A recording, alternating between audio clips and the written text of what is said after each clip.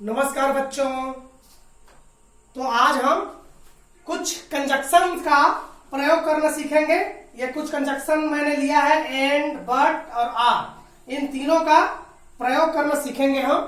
किन किन परिस्थिति में एंड, बट और आर का प्रयोग हम करते हैं। ठीक है, सबसे पहले देखते हैं एंड। एंड मीन्स होता है और या एवं।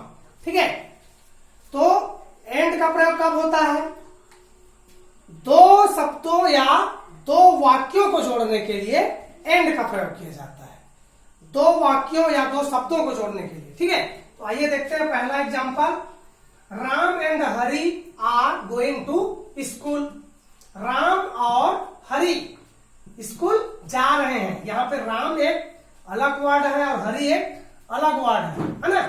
राम हरि, इन दोनों को जोड़ने के लिए, ठीक है, राम और Hari, Ram and Hari are going to school. Ram और हरि स्कूल जा रहे हैं, इन दोनों को जोड़ने के लिए हमने एंड का प्रयोग किया है। ठीक है, इसी प्रकार दूसरा एग्जांपल, ही कैम, वह आया, and give me a pen. Give me a pen, वह आया, और यहां से ये अलग वर्ड है, अलग सेंटेंस है। गिव मी अ पेन, मुझे एक पेन दिया। तो इन दोनों को जोड़ने के लिए यहाँ पे एंड का प्रयोग करेंगे और पूरा यहां से यहां तक ये एक वाक्य बन जाएगा, एक सेंटेंस बन जाएगा। ठीक है, तो वह आया और मुझे एक पेन दिया। ठीक है, वह आया और मुझे एक पेन दिया।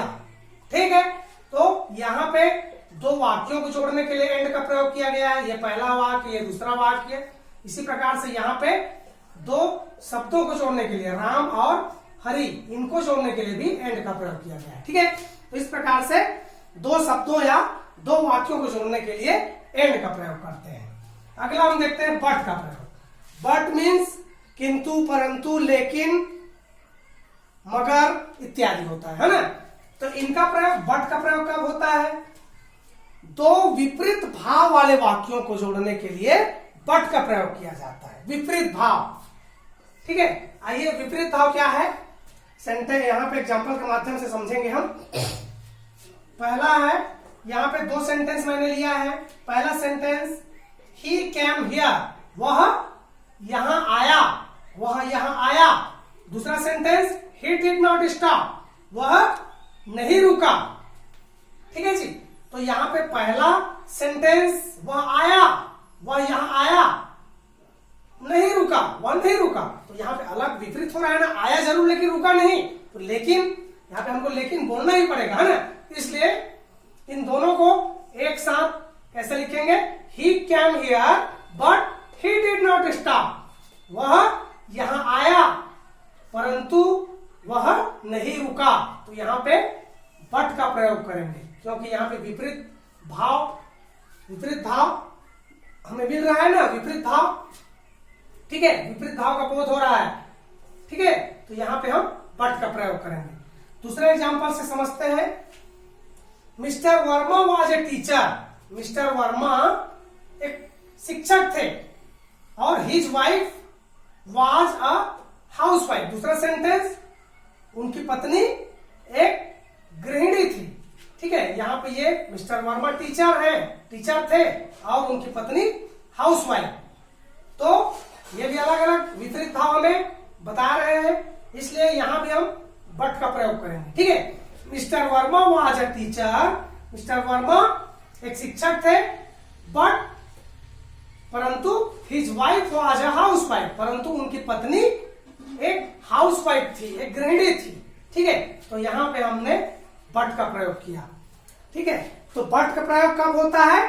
दो विपरीत भाव वाले वाक्यों को जोड़ने के लिए बट का प्रयोग करते हैं। ठीक है, अगला देखते हैं आर। आर मीन्स या। आर मीन्स होता है या। अब आर का प्रयोग कब करते हैं? जब दो विकल्पों में से एक विकल्प हमें चुनना होता है, तब हम आर का प्रयोग करते हैं। दो विकल्प में से एक विकल्प। इसे भी एग्जांपल से समझेंगे। जैसे यहाँ पे पहला एक एग्जांपल है, राम और Shyam has broken the chair. Ram या श्याम ने कुर्सी को तोड़ा है ना। राम या श्याम में से कोई एक ने, ठीक है। तो यहाँ पे राम या श्याम, इनके लिए हमें आर का प्रयोग करना पड़ेगा, क्योंकि दोनों में से किसी एक ने तोड़ा है, या तो राम ने तोड़ा है या श्याम ने तोड़ा है। तो राम और Shyam has broken the chair, ठीक है। तो यहां पे हम क्या करेंगे, आर का प्रयोग करेंगे, ठीक है। अगला देखते हैं दूसरा एग्जांपल। और दूसरा कंडीशन क्या होगा, आर को प्रयोग करने के लिए दो विरोधी बातों को बताने के लिए भी आर का प्रयोग किया जाता है। दो विपरीत बातें, जैसे वर्क हार्ड, कठिन मेहनत करो, आर यू विल फेल, कठिन मेहनत करो या तुम फेल हो जाओ, या तो तुम कठिन मेहनत करो या फिर फेल हो जाओगे, ठीक है। तो इस प्रकार से दो अलग अलग बातें, कठिन मेहनत करो या तुम फेल हो जाओगे, ठीक है। इस प्रकार से यहाँ पे इन दोनों को जोड़ने के लिए भी आर का प्रयोग करते हैं, ठीक है। इसी प्रकार दूसरा एग्जांपल है डू आर डाई, करो या मरो। अक्सर हम कमेंट्री में क्रिकेट का कमेंट्री सुनते हैं, क्रिकेट देखते हैं तो कमेंट्रेटर लोगों से सुनते हैं कि आज भारत के लिए करो या मरो का दिन है, डू आर डाई, ठीक है। डू आर डाई का मतलब जैसे 3 वनडे का सीरीज है, ठीक है जी। 3 वनडे में से एक विरोधी टीम जीत चुका है और दूसरा वनडे चल रहा है, तो दूसरा वनडे को जब तक भारत नहीं जीतेगा, अगला मैच में उनको मौका ही नहीं मिलेगा, सीरीज विपक्षी जीत जाएगा। इसलिए डू आर डाई, है ना, करो या मरो। इसी प्रकार से ये इस प्रकार से आर का प्रयोग करते हैं, ठीक है। एंड का प्रयोग कब करते हैं, दो वाक्यों या दो शब्दों को जोड़ने के लिए। बट का प्रयोग दो विपरीत भाव वाले वाक्यों को जोड़ने के लिए।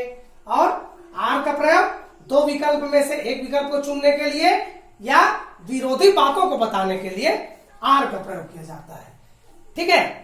आशा है समझ में आया होगा। धन्यवाद।